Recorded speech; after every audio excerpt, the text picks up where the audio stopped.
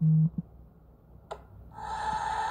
Brother USA Nations Unies chapitre 3, préquel de Dream séquence de Alpha Séoul, Corée du Sud, épisode 2, 01 AVR 2021. Où aller chercher de la nourriture? Tout était contaminé, y compris l'air même que nous respirions. Les cadavres ont commencé à se décomposer. Nous devions faire quelque chose, sinon l'odeur des cadavres pourris tuerait tous les survivants. Moi et plusieurs autres avons vomi et sommes restés nauséeux par l'odeur dégoûtante et la puanteur épouvantable. Les nuages noirs venimeux recouvraient toute la péninsule, accompagnés de poussière et de fumée dans la stratosphère. Déjà, nous assistions à des changements dans le climat, qui se rapprochaient progressivement du temps de l'hiver nucléaire. 72 heures auparavant, nous avions eu des conditions météorologiques au début de l'été. Les retombées au-dessus de Séoul étaient presque complètes, plus de 95% du rayonnement de l'explosion ayant été émis. Les habitants de Séoul se sont retrouvés engloutis dans la fumée noire, le brouillard et un assortiment de produits chimiques toxiques alors que la ville avait été réduite en cendres. Midi ressemblait à minuit et les températures avaient considérablement baissé. Le gouvernement de Séoul, à toutes fins utiles, avait disparu dans une bouffée de fumée, la fumée emportée par les vents de 70 à 140 miles par heure avec l'infrastructure monumentale de Séoul réduite en débris et en flammes. 50 ans de progrès industriel réduits en cendres en l'espace de quelques secondes.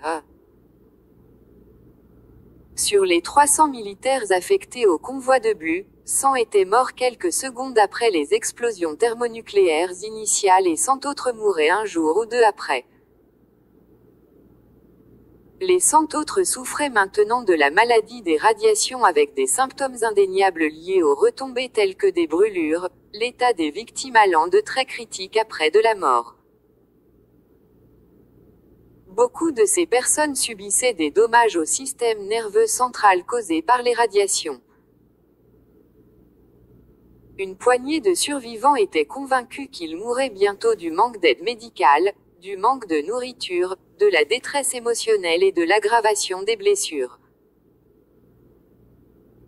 La pluie noire et les nuages de fumée des régions du nord de Séoul se sont répandus, libérant une énorme quantité de toxines dans l'atmosphère, ainsi que des millions de tonnes de poussière, une quantité incalculable de fumée de plantes brûlées et des millions de tonnes de fumée provenant de métropoles, municipalités et communautés suburbaines, urbaines et rurales.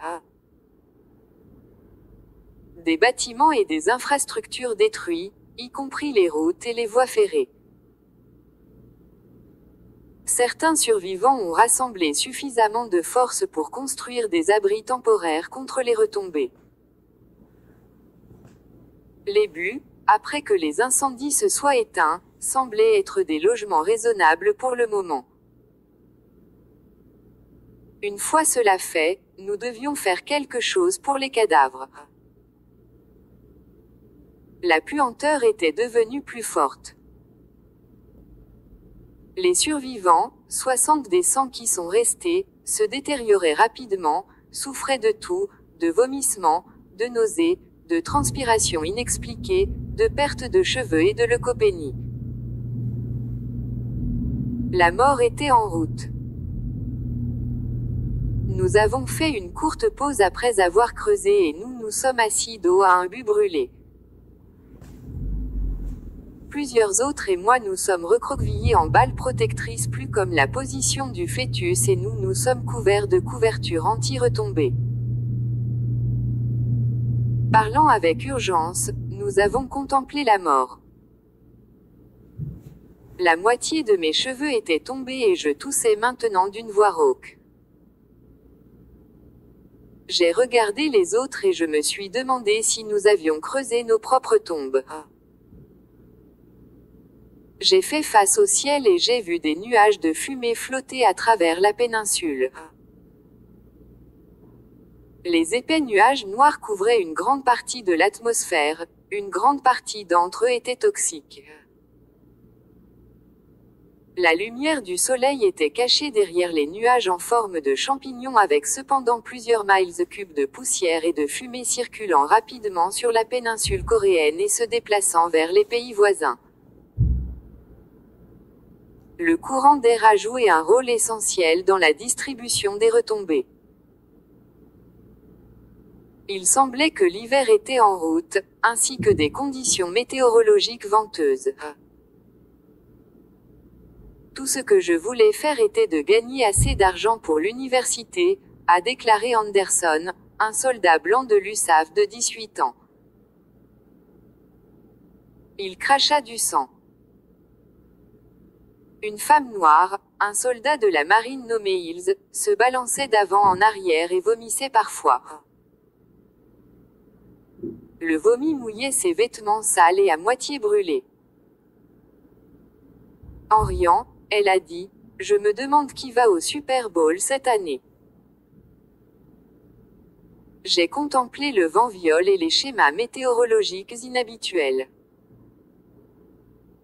La lumière du jour n'était pas apparue, les rayons du soleil incapables de pénétrer les épais nuages noirs ou la fumée.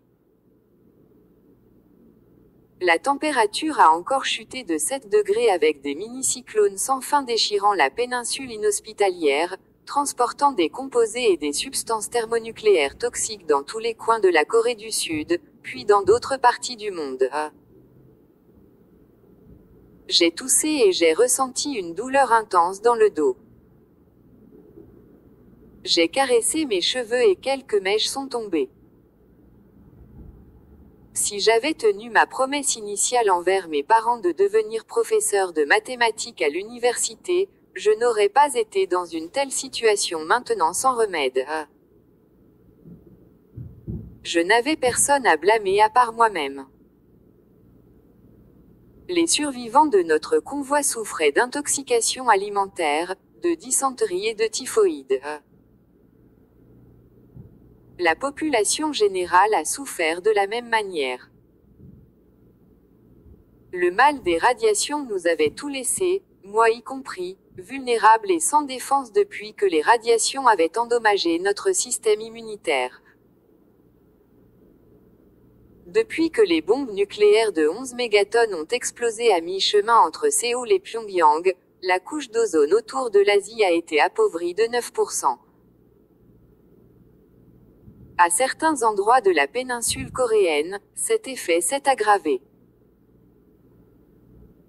La famine et la maladie résultant de l'exposition à des niveaux élevés de rayonnement étaient en concurrence. Laquelle des deux formes de mort coûterait le plus de vie, à la fois humaine et animale?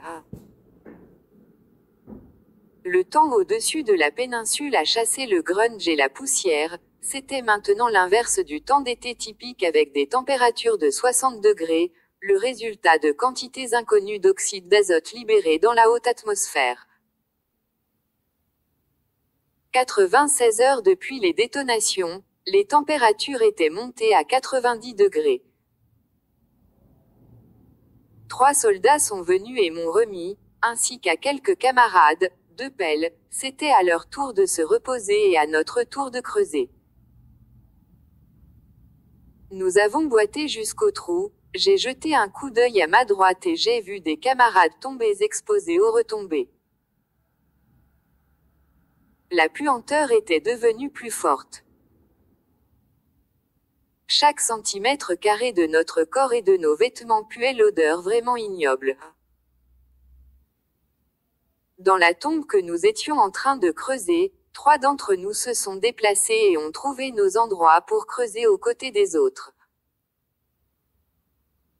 La fumée et les nuages sombres au-dessus se déplaçaient lentement sur le paysage infecté, qui couvait maintenant.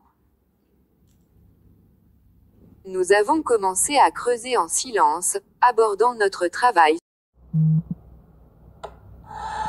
Big Brother USA Nations Unies chapitre 3, préquel de Dream séquence de Alpha @Séoul, Corée du Sud, épisode 2,